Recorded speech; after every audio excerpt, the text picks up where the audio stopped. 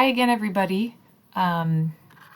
Today, the goal for this lecture should be pretty short, is just to prepare you for the final exam and kind of what your expectations are over the next week.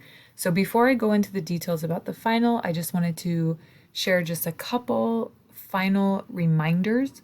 So the research paper is due on Friday night, 11:59 p.m.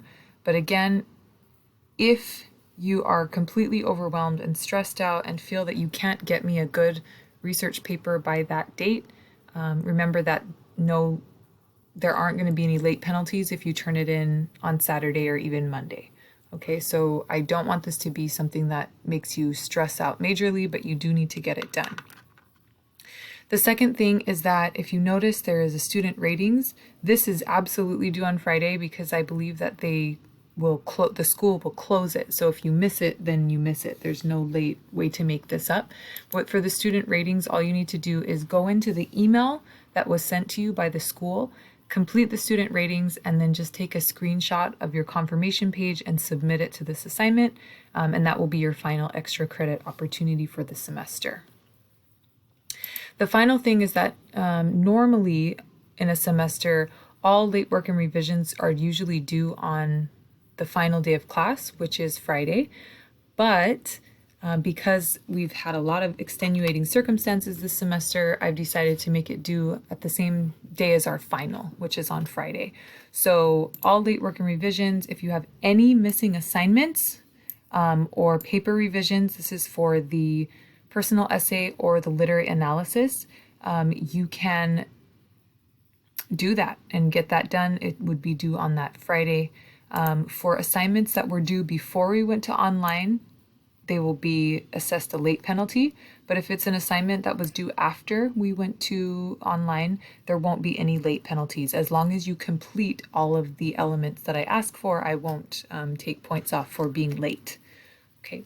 The final thing about this is that obviously I have not yet released your literary analysis grades, so you don't know if you need to revise them or not. Those will be out no later than Saturday, so you will get those back and you can revise those over the following week if you'd like.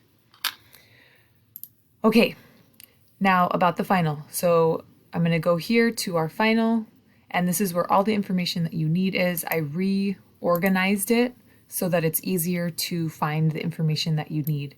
So you have the brief introduction where you create your argument and you write an analysis. And then here's the rubric, okay, which hopefully you've already read. And then what I changed was here, I kind of created some subheadings with resources for you to complete your multimodal argument. I put the lectures that I created here so that you can find them easily. And then the part that I'm mostly going to focus on is the multimodal analysis. So this is what I'm expecting you to submit with your argument. And it's going to be a written analysis, very similar to your literary analysis, actually, where you're going to cover the elements of each bullet point and submit that as a paper in MLA format alongside your actual argument. So the first thing I want you to talk about is your issue and your target audience. So what do you know about your audience? What do they know about the issue? Do they have a positive attitude or a negative attitude towards the issue? Which is important for you to know as you try to persuade them to change their mind or make the change that you're asking them to make. I want you to spend a little bit of time explaining why you chose. If you chose a poster, why did you choose a poster? If you chose a PowerPoint, why did you choose a PowerPoint? Why is that the most effective format to convince your audience? I also want you to talk about the tone that you create in your visual argument.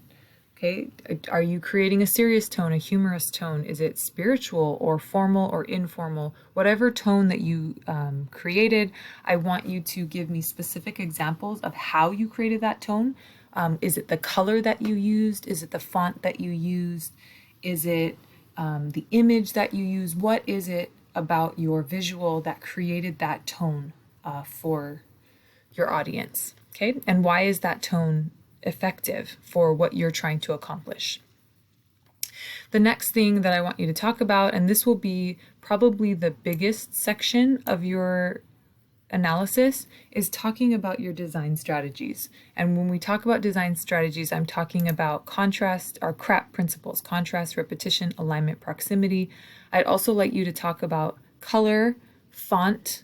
If you have images, talk about images or any other elements that may apply, right? So for example, if you do a video, you will probably have to also talk about audio. What did you do with the sound? Do you have background music, or is it really loud or soft? Did you use subtitles, special effects, camera angle, lighting, things like that? So for any format, if there's something beyond the CRAP principles that is a strategy you use, please also put that in to this section. And like the tone, I want you to give me specific examples of each strategy, okay? And then finally, I want you to conclude with a statement that explains why you think your argument would work on this audience, okay? That if you put your poster up, that you'd change people's minds or get them to make a change, or if you presented your PowerPoint to admin, that they would choose to make the change that you're proposing, okay? And so that's what I'm looking for in your multimodal analysis. And then the final thing I have here is submission instructions. I'd like for you to submit both the argument and the analysis to this assignment. So just upload both documents right here. And it needs to come in by the end of our official final exam time slot. Our official final exam takes place from 2 to 4:50 p.m. on Friday, April 17th. So you just need to get it submitted before 4:50 p.m. So you can submit it at any time during the week. And that would be fine as long as it's not after 4:50 p.m. Okay, if you have any questions, let me know. I will still be holding office hours at the beginning of next week. There's some Friday morning as well. So let me know if you have questions, and come and see me if you want me to look at your artifact.